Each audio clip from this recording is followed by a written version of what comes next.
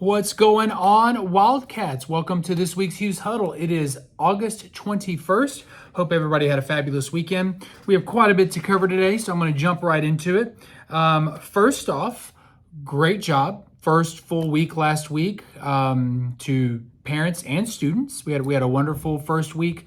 Parents, as far as car rider goes, y'all got it down, man. Y'all, it's zipper, one and one, being courteous, love it. And then thank you very much for in the mornings pulling all the way up to the sign that we have all the way around at the beginning of the car rider ramp.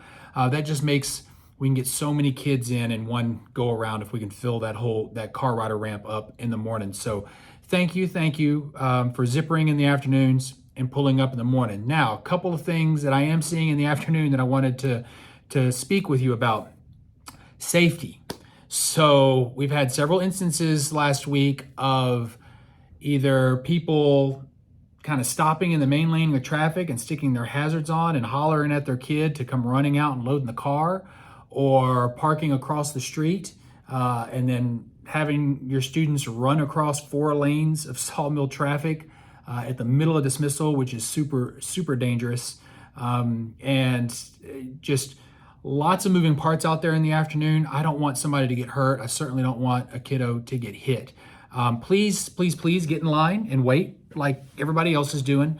We try to get the line through as quickly as possible. Do not load students or holler at your student to run out into the street to load in the vehicle or to run across to the other side to load. That is just way too dangerous. We don't have enough manpower out there to run traffic and do all those things, and there's just a lot of cars moving and kids running between parked cars and so forth. So if you're going to pick your student up, you need to do it in the car rider line or make arrangements for them to walk to the Circle K or walk down to the crosswalk. There is a designated crosswalk down closer by Haley that they can cross there. But jumping across and darting across right here, we just can't have it. So just want everybody to be safe. Don't want anybody to get hurt. So please, parents, don't load in the street. But continue what you're doing, zippering in the afternoons, pulling forward. That's awesome.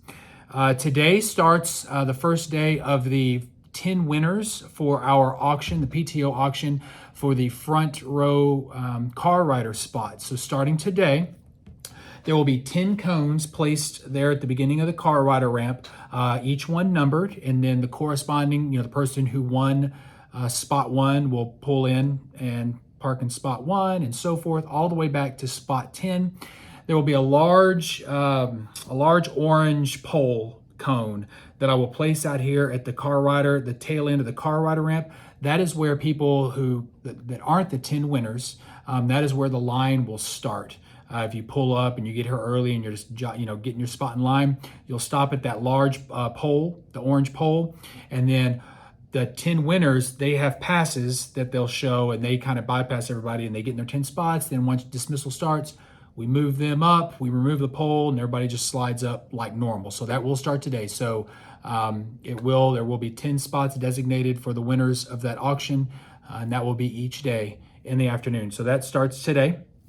Have a choir update.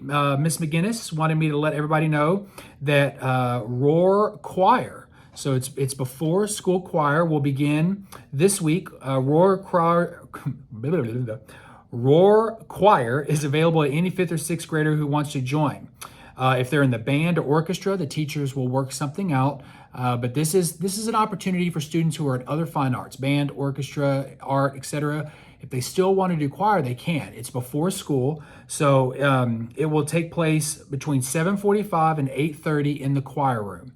If your student, 5th or 6th grade, wants to participate in that, you just need to make sure you drop them off at the front of the building by around 7:40-ish. Miss McGinnis will be up front here between 7:40, 7:45 to let those students in who are interested in the before school choir, walk them back to the choir room to participate, and then at 8:30 they go about their normal day. So again, that will start this week. It looks like, just want to make sure,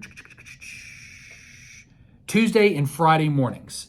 So they will meet on Tuesday and Friday mornings from 7:45 to 8:30. Again, you would need to drop your student off up front by about 7:40 on Tuesday or Friday. So those are the 2 days a week that she is starting before school roar choir.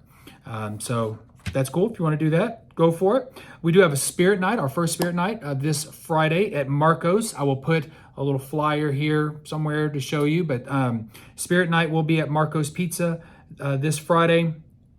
Tests coming up this week. We're already getting into it. So language arts, all 5th and 6th grade language arts teachers will be beginning their literacy assessments for beginning of the year. So it's just kind of the foundational. They'll test the students on their reading level, etc., to see where they're at, so we know how we can grow them throughout the year. So that will start this week. Math, 5th grade level is actually testing today, and then 6th grade level classes will be testing on Thursday. So those are your tests for the week. Picture day changed, and I put it in the notes before, but we had to change the date from the previous date I gave on my last Hughes Huddle. So change your calendars. It is on October 3rd. I think on the last Hughes Huddle I said the 4th, but it's the 3rd. October 3rd is picture day.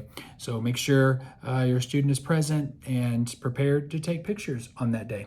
Another free and reduced lunch. So last Thursday we had our free and reduced lunch evening where people could come and help. We had a good turnout, so thank you for that. One thing to know is if you are currently on free and reduced lunch, it drops off every year and you have to reapply. So on September 20th, that's the date that all current free and reduced lunch, other than the ones that have signed up just this year for the first time, if you were signed up last year, basically, the 20th, that drops off. So you've got to make sure that you go in and you reapply and do all the things for this new school year. So make sure that if you are on free and reduced lunch and you want to continue that, do sign up for this school year before September 20th, because that is when it will drop off for those of you who were on free and reduced lunch last year. And then again, if you're not on free and reduced lunch, try it. See if you qualify for it. It's more money in your pocket, especially with just the way everything is crazy expensive right now. That's really all I have. That's all I have for this week. So second full week, getting into it, and kids have been wonderful. We've been walking around in classrooms and talking to the kiddos and visiting all the classes. So that's the best part of the job. So thank you to everyone for a wonderful first full week last week. And then we'll get to it this week.